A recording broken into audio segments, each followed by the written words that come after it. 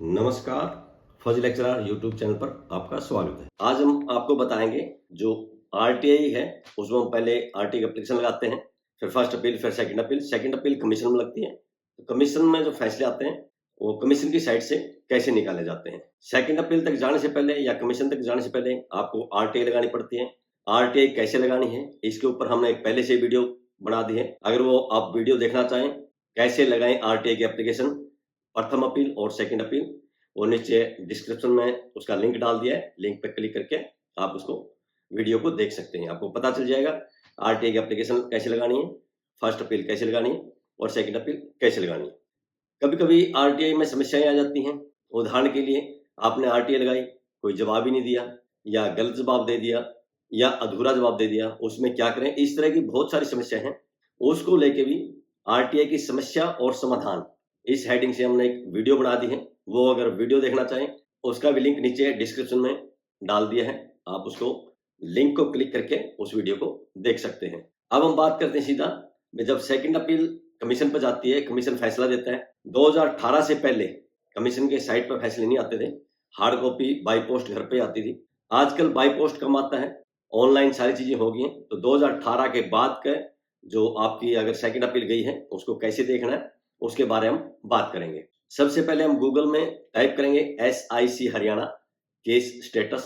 जैसे हम SIC Haryana case status उसमें टाइप करेंगे, एंटर करते ही एक पेज खुलेगा और उस पर पेज पे लिखा आएगा चेक स्टेटस। उसके बाद हम चेक स्टेटस पे क्लिक करेंगे, फिर आगे एक नया पेज खुलेगा। उस पेज में ऊपर लेफ्ट साइड में आपको अपील नंबर, रजिस्ट्रेशन नंबर या कंप्लेन नंबर दिखाई देगा और राइट साइड में ईयर दिखाई देगा।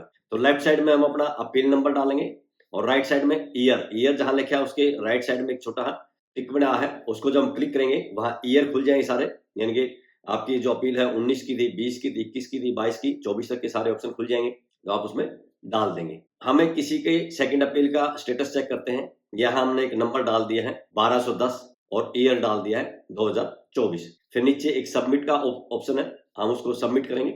सबमिट करने के बाद एक नया पेज खुलेगा। जो नया पेज खुलेगा उसमें दिखाई देगा जिसके नाम से आरटीआई लगी हुई है उसका नाम आ जाएगा, जिसके खिलाफ लगी है उनका आ जाएगा और नीचे उसका अगर कोई फैसला है तो फैसला दिखाई देगा।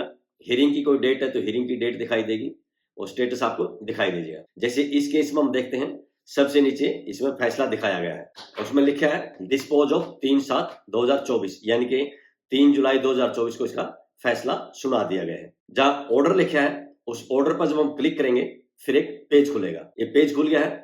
इसमें ऊपर अगर आप टॉप में देखेंगे 3 पेज दिखा रहा है, 1/3, यानी कि 3 पेज का पहला पेज है। पहले पेज में ऊपर जिसके नाम से आरटीआई है उसका नाम है, जिसके खिलाफ है उनका नाम है, फिर कौन हाजिर हुआ, कौन प्रेजेंट हुआ रहता है। फैसला 1 पेज का भी हो सकता है, 2 का भी, 3 का भी, 4 का भी, 5 का भी। ज्यादातर नॉर्मली 2-3 पेज के रहते हैं, कुछ मामलों में 4-5 पेज के होते हैं। ज्यादातर 2 या 3 पेज के फैसले रहते हैं। जैसे इसमें 3 पेज का फैसला है। अब हम आगे सीधा तीसरे नंबर पेज पे जाते हैं। तीसरे नंबर पेज पे लास्ट में फैसला दिया होता है, क्योंकि बीच के जो पेज में होते हैं उसकी डेट डाली होती है, कब आरटीआई लगाई, कब फर्स्ट अपील लगाई, कब फर्स्ट अपील का फैसला आया, सेकंड अपील का जितना कोरस्पोंडेंस होता है सारा लिखा होता है। लास्ट में उसका फैसला लिखा होता है। जैसे इसमें लास्ट पेज में आ गया, 3 इसमें पॉइंट दिए गए हैं जो फैसला सुनाया गया है। सबसे नीचे लेफ्ट साइड में डेट दी गई है जिस दिन फैसला सुना है।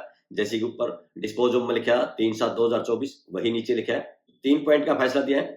पहला पॉइंट, दूसरा पॉइंट, तीसरा पॉइंट आप देख सकते हैं और पढ़ सकते हैं क्या फैसला दिया है। इस तरह से आप समझ सकते हैं कि आपने जो आरटीआई की सेकंड अपील लगाई थी कमीशन ने उसका क्या फैसला दिया है। अब हम एक और दूसरा केस कोशिश करते हैं चेक करने के लिए उसका क्या स्टेटस है।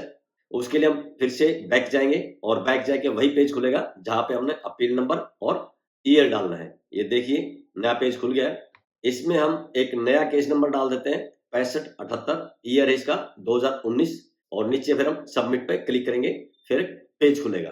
ये पेज खुल गया है। इस पेज में हम देखेंगे यहाँ नीचे 3 ऑर्डर दिखाए गए हैं। सबसे नीचे सबसे पहले का ऑर्डर है, फिर उसका बीच का ऑर्डर है, फिर लास्ट का ऑर्डर है और इसमें अभी तक डिस्पोज ऑफ नहीं लिखा है। इसका मतलब है ये केस अभी भी पेंडिंग है। सबसे नीचे जो ऑर्डर दिखाया गया है 2/7/2021 का है, वहां डिस्पोज ऑफ लिखा है। डिस्पोज ऑफ का मतलब है इसका एक बार निपटारा कर दिया गया था, लेकिन जो आरटीआई कार्यकर्ता है उसने इसमें आगे रिजवेंडर दिया होगा और रिक्वेस्ट की होगी, मेरे को सूचना तो अभी मिली नहीं। इसको सबसे नीचे वाले को हम ऑर्डर पे क्लिक करेंगे। ऑर्डर पे क्लिक करते ही नेक्स्ट पेज खुलेगा। ये नेक्स्ट पेज खुल गया है। इसमें भी 3 पेज का फैसला है। आप टॉप में देखेंगे 1/3 यानी कि उसके 3 का पहला पेज है। स्टार्टिंग में उसका नाम मिलेगा आरटीआई कार्यकर्ता, फिर जिसके खिलाफ है उसका मिलेगा, उसके बाद आगे फैसले में, उसके बाद इसमें आगे क्या फैसला दिया है वो मिलेगा। इसका जो फैसला है वो 2 पेज पे है, पेज नंबर 2 पर, पेज नंबर 3 पे। अभी हमने क्लिक करने के बाद जो नया पेज खुला है वो पेज नंबर 2 है। यहाँ पॉइंट 1 और पॉइंट 2 दिखाया गया है। पहले पॉइंट आप पढ़ सकते हो क्या क्या दिया है, दूसरा पॉइंट आप पढ़ सकते हो क्या क्या दिया है। इस तरह से हम फिर आगे बढ़ेंगे, तीसरा पेज खुलेगा, यानी कि इसमें भी 3 पॉइंट का था, 2 पॉइंट ऊपर कवर हो गए, तीसरा पॉइंट नीचे लेफ्ट साइड में डिसीजन की डेट दी हुई है जो ऊपर लिखा था। अब इसको फिर हम बैक करते हैं, फिर तीसरे ऑर्डर पर जाते हैं। तीसरे ऑर्डर पर क्या है, जब हमने तीसरे ऑर्डर पे क्लिक किया फिर ये पेज खुला है।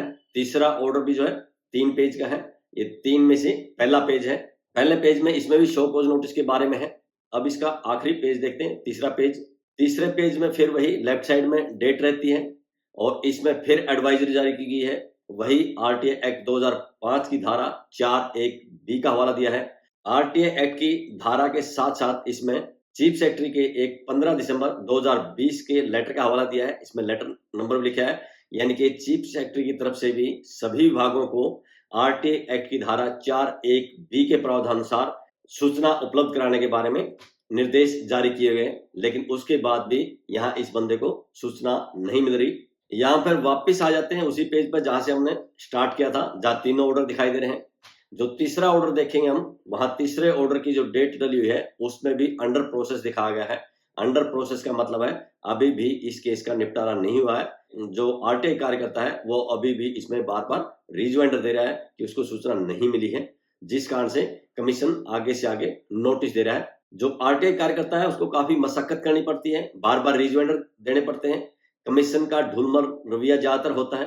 अगर कमीशन थोड़ी सख्ती दिखाए, उनके खिलाफ कार्रवाई करे, जुर्माना लगाए, जुर्माने से भी नहीं मानते, प्रशासनिक कार्रवाई के लिए लिखे 20(2) के अंदर प्रावधान है। वो हमने आरटीआई एक्ट के लिए एक अलग से वीडियो बनाई है, वो आप देख सकते हो चैनल पर जाकर। आरटीआई रूल्स के लिए अलग से वीडियो बनाई है, वो भी आप चैनल पर जाकर देख सकते हो। तो इस तरह से आप किसी भी सेकंड अपील का फैसला यहाँ पे कमीशन की साइट पर जाकर देख सकते हैं। आज की इस वीडियो में बस इतना ही। वीडियो अगर पसंद आई हो तो लाइक कीजिए, दोस्तों के साथ शेयर कीजिए। इसी तरह की वीडियो देखने के लिए चैनल को सब्सक्राइब कीजिए। बहुत बहुत शुक्रिया, धन्यवाद, जय हिंद।